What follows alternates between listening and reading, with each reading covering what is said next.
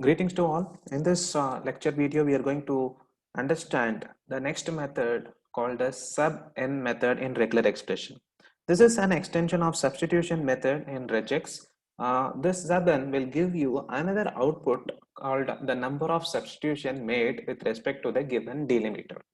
We know that the count parameter in sub is used to specify how many number of count parameter in split is used to specify how many number of splitting to take place. Similarly, in substitution n method, we have something and in the output that representing number of substitution made in the given string. Right, this substitution count is actually very useful when you want to see how many number of replacements have been made for your given string, right? Because we make many number of substitutions. Likewise, I specify count in sub. This parameter output will say if I do find and replace kind of task, it says how many number of replacement made in the given string based on the delimiter. Or sorry, I'm saying delimiter again and again. It is not a delimiter, it is actually the replacement word, right? We'll go into the ideally quickly. Right now, I import this import re, the regular expression, and coming to here, what I'm going to do is I'm going to extract the given string. I'm going to take a given string, either the input or being hard coded. Now what I'm going to do is I'm going to do a very small substitution like we did in the previous sub method program, right? So what I'm going to do, I say print re dot sub, not only sub, I'm going to do something called a sub n, right? I'm going to do sub n. So this sub n method will have the same parameter like sub, that is the string to be replaced, the new string and the original given string, right? Now I'll type something here.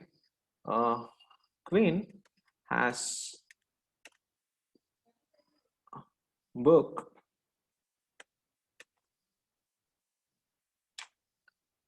entrance ticket.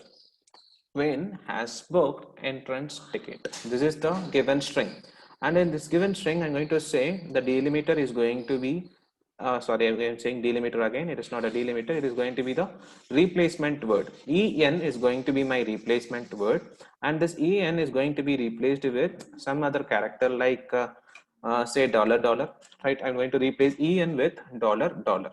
So let us do this replacement and see how the output actually looks, this sub n method. And if you see, it says queen, the last en is replaced with dollar dollar, and this entrance en is also replaced with dollar dollar, and I'm getting an another parameter in the output, that is 2, saying that 2 replacements have been done in this given string. 2 replacements are being done, and I can also increase this. I can also write it in a somewhat different fashion. Re dot sub n, say en, and let us have some other replacement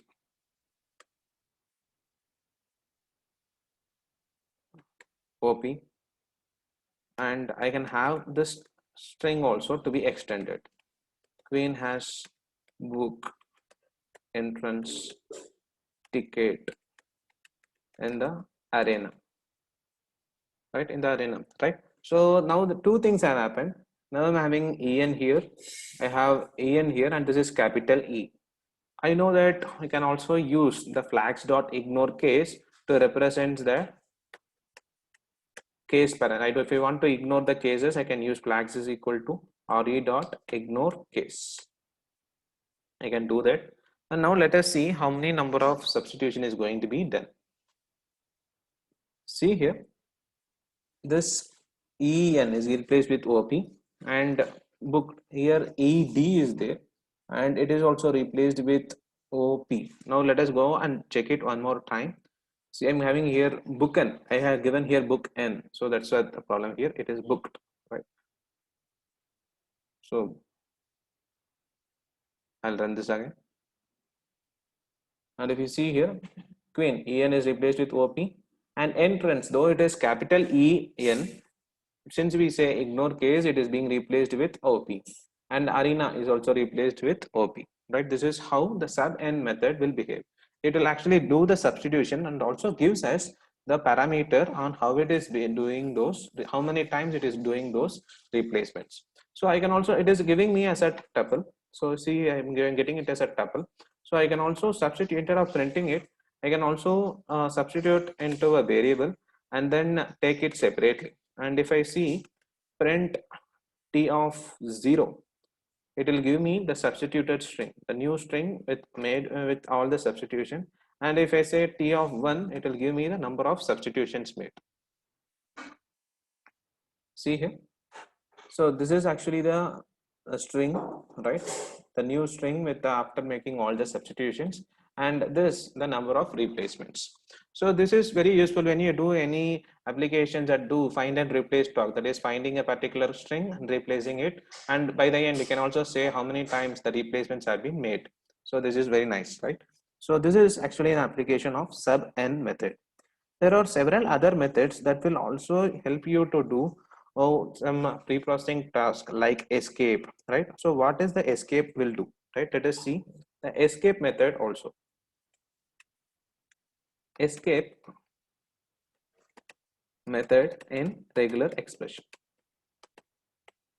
So escape method is very simple, right? We know that we are using several escape sequences like /n, /d, /w, and so on. How to get rid of those escape sequences? Because those escape sequences by default will have some standard meaning that will change when I have a small string itself. For example, in the original string itself, I have something like /n. It should not be considered as a new line. Why? Because it is a original text string, which itself is considered a kind of consisting of some escape sequences. If I put some special meaning on that, then the original string will be damaged. Right now, how to get rid of those escape sequences? We will do that, right? So let us do print re dot escape of, I say, I asked what is this? That is, then I give something like 829. He said, wow. So here also I'm giving cap. So we know that this is 8 to 9. This is actually a sequence between 8 to 9. And this cap W means that starts with capital W. So some special meaning is given to this based on the regular expression terms. Now I'm saying re.escape. Get rid of those escape sequences because this is the original string, not a formula. Now let us see how is going to happen. I'll remove these things for some betterment. I'll make it commented. So everything are commented now. So I'll execute this statement. So what will happen? See, I asked what is this a/n9. He said wow. So what actually it is doing? It is making each and every sentence suffixed with a slash.